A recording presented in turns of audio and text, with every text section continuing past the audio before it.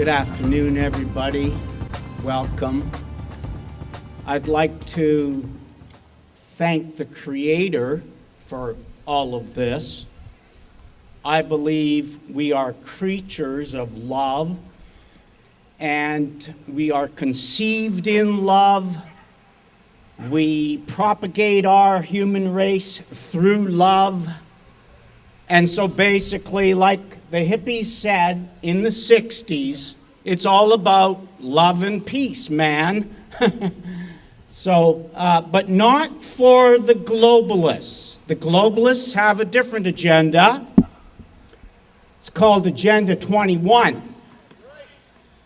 And Agenda 21 is the so-called governance aspect of the ongoing New World Order tyranny under which we're all suffering, as a matter of fact, right now. It's not a future proposition.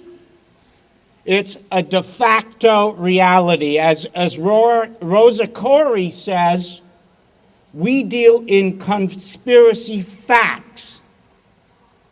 And the fact of the matter is, Agenda 21 is a depopulation program.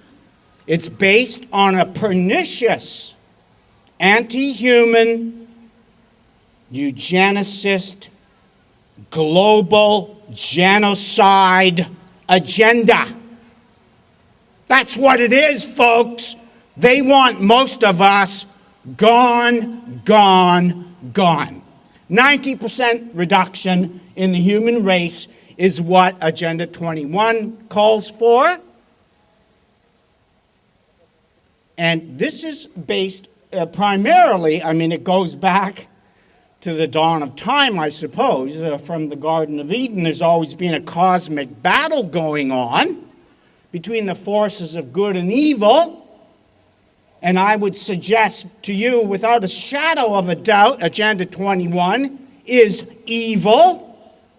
It's death cultism, because it traces its philosophical origins right back at least to the time of Reverend Thomas Robert Malthus.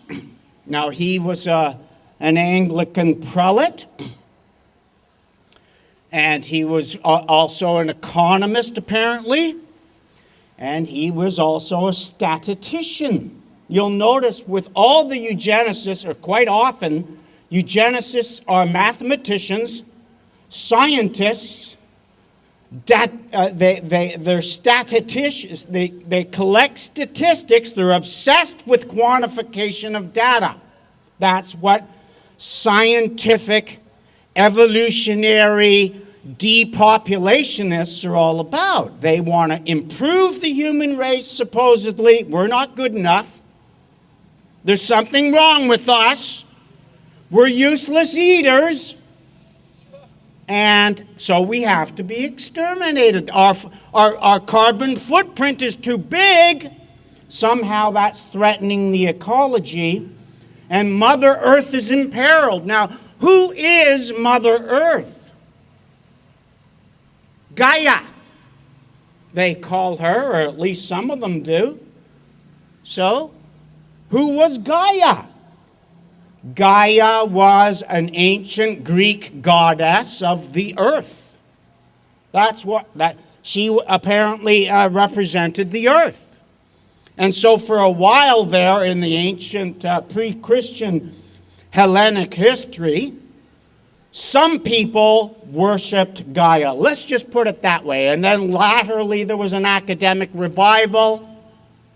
And some historians, particularly naturalists, feminists, and people who had an anti-human agenda, decided that Gaia was the planet. They want to worship the planet and at the same time control all the resources, including human resources, on Gaia. That's what they want to do in Agenda 21. So what I'm suggesting to you is there's a line of development in philosophical thought, in intellectual history, And it goes from Thomas Robert Malthus to Charles Darwin and his Origin of the Species theory. That's a theory pertaining to selection of supposedly the species sort of evolve somehow themselves. And so what the naturalists are always worried about is species extinction. They can't explain it other except in terms of some of them adapt better to circumstances that they find around them. And so the ones that adapt to thrive, and the ones that are not able to adapt die. They're obsessed with death. They're obsessed with the idea of species extinction. And so that gets into conservation biology. Okay, I've got 5 minutes. Thank you very much. And that gets into the whole obsession that the ecologists have with preserving what's left of what they call diversity, biodiversity. Staving off the inevitable extinction that will happen of all these other little critters because of us, because of our nasty human intrusions into their biosphere. Now, they also have another nutty idea in Agenda 21, and that's called the Wildlands Project. Has anybody ever heard of the Wildlands Project? Nature needs half. Check that out. I'm giving you references to go and do your homework here now, folks. So when you listen to this video and I say something like Wildlands Project, that's a reference to a globalist idea that's incorporated into Agenda 21. And what does it mean? It means that in all of these parks, for example, that we've got in the Capital Regional District, if you go to the Capital Regional District Parks Department website, you'll see their new sustainability strategy. And it's based on nature needs at least half. Half of what? Half of all the water and land resources in the region. That's what they want. So they start with the Parks Department, the Capital Regional District Parks System. They want to sequester from any human intrusion whatsoever at least 50% of the Capital Regional District Parks System. That's phase one. Phase two is a lot more sinister, a lot more tyrannical, and frankly, should really terrorize the local real estate development industry. And that is, these people in the Capital Regional District Parks Department want to control fully at least half of all land and water resources in the Capital Regional District. Now think about that. That's not just the parks I'm talking about here now. That's not just the parks, folks. That's at least 50%. And why do they want at least 50%? To maintain the supposed balance between Mother Nature, which will be sequestered and off limits to human intrusion of any kind, and us. Why? Because we screw things up, apparently, every time we have anything to do with Gaia.